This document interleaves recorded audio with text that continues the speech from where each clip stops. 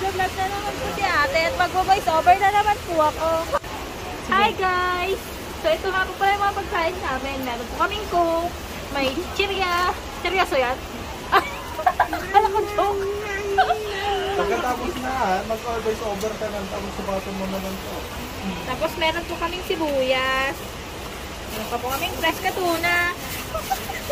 At kamatis. Meron din po kaming mga isda at saka pusit. Ay, pusit ba yan? May hotdog din po. Mangyan ka na? Mangyan lang. Tapos ang paborito po ni Daddy Alan na pinipit. Meron din po kaming mangga. Meron po kaming mangga dito. At saka singkamas pero naubos na.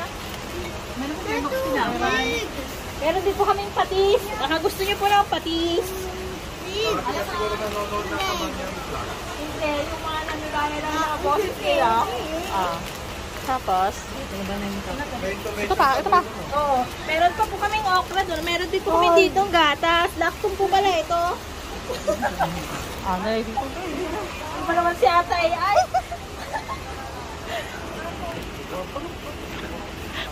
Pinaka-highlight.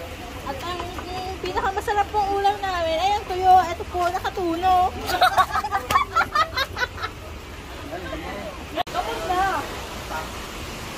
Tara na. So mag-vlog na naman po si ate at mag-voice over na naman po ako. Kala mo naman totoo ang vlogger. Hindi naman po ako tumatawa. So ito na nga po, pupunta na nga po kami sa may tubig.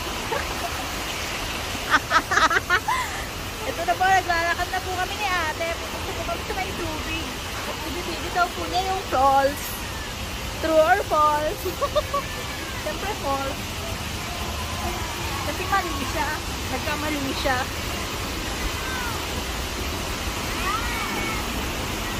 Ito na nga po yung tubig. Nakikita niyo po ba yung tubig? Ayan na po yung tubig. Ang ganda-ganda po. Ano na? Maligo na po tayo. Tara na po.